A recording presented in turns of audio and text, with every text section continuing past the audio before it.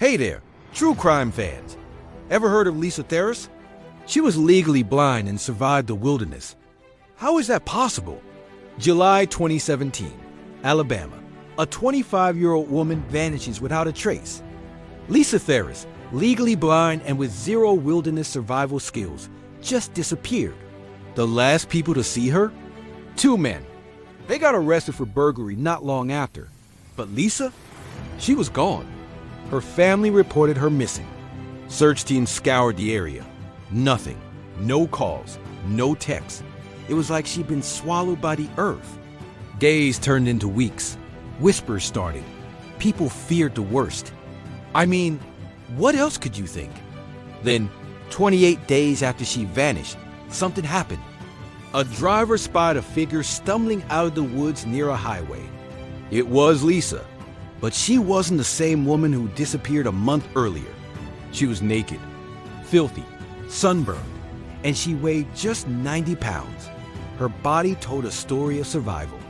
Scratches everywhere, bug bites covering her skin. She looked like she'd been through hell. When they asked her what happened, all she said was, "I made it out." Lisa's story was hard to believe. She told authorities she'd been taken against her will. Said she escaped into the forest. For nearly a month, she survived on nothing but creek water, berries, mushrooms, even bugs. She used mud to protect herself from the sun and insects. Her feet were so swollen, she could barely stand. Her toenails, gone, just gone. Doctors were shocked she was alive. Second-degree burns, on the brink of organ failure. It was a miracle she'd made it. Lisa claimed she'd stayed hidden for weeks, afraid of people she said were chasing her. It was a story that left everyone stunned. Some believed her, others not so much. It was just too incredible to be true, they said. Lisa never went into detail about what exactly happened or what those men did. The police confirmed she had nothing with her. No clothes, no food, no gear, nothing. Hey, if you're into real survival stories like this one, hit that subscribe button. Trust me, there's more where this came from. Now, back to Lisa. The men she was last seen with, they never gave a straight answer about her disappearance. It was like they were playing dumb. After the initial shock wore off, Lisa went quiet. She refused media interviews, stopped talking about it publicly. It was like she wanted to forget it ever happened. Whatever went down in those woods, it stayed mostly with her. And that silence, it only made people ask more questions. People started speculating. What really happened out there? Was she running from something or someone? The story had more holes than a piece of Swiss cheese. Lisa said she survived, but no one really knows what she was surviving from. The investigation hit dead ends. The two men weren't talking. Lisa wasn't talking. It was like trying to solve a puzzle with half the pieces missing. Experts weighed in. Some said her injuries were consistent with her story. Others weren't so sure. The debate raged on. Lisa's family stood by her. They believed every word. But even they couldn't explain everything. The community was split. Some rallied around Lisa, calling her a survivor. Others whispered about inconsistencies, about things that didn't add up. Search and rescue teams went back into the woods. They looked for any evidence of Lisa's ordeal, anything that could corroborate her story. They found nothing. No makeshift shelter, no discarded clothing, no signs of a month-long struggle for survival. It was like Lisa had been a ghost in those woods, present but leaving no trace. The police were stumped. They had a victim who clearly been through something traumatic. But what? And why? Theories started flying. Some said Lisa had been involved in something illegal and was hiding out. Others suggested she'd had a mental break.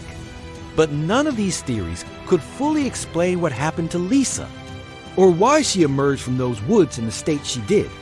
The two men Lisa was last seen with, they were convicted for the burglary. But they never faced charges related to Lisa's disappearance. It was like there were two separate cases. The burglary, neat and tidy. And Lisa's story, messy and unresolved. Lisa tried to move on with her life, but the questions followed her. Every time she went out in public, people stared, whispered.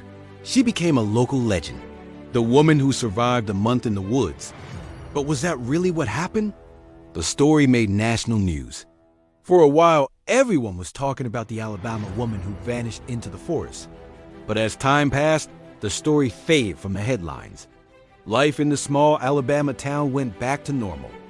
Or as normal as it could be after something like that. Lisa's story turned into a real warning for everyone. Years have passed since that summer in 2017. Lisa's kept a low profile. The woods where she was lost have grown and changed. As the initial shock wore off, experts weighed in on the plausibility of Lisa's survival. They concluded that while rare, it was indeed possible for someone to survive for 28 days in the wild without tools or training. The human body's capacity for endurance, they said, should never be underestimated. Officially, the case was closed. Lisa had been found, and no charges were filed in direct connection to her disappearance.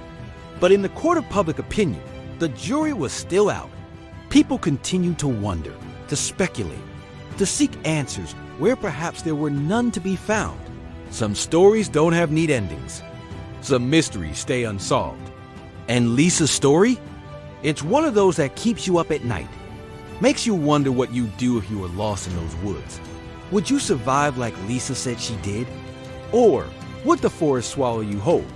In the end, Lisa's story is a reminder that sometimes the most unbelievable stories are the ones that are true.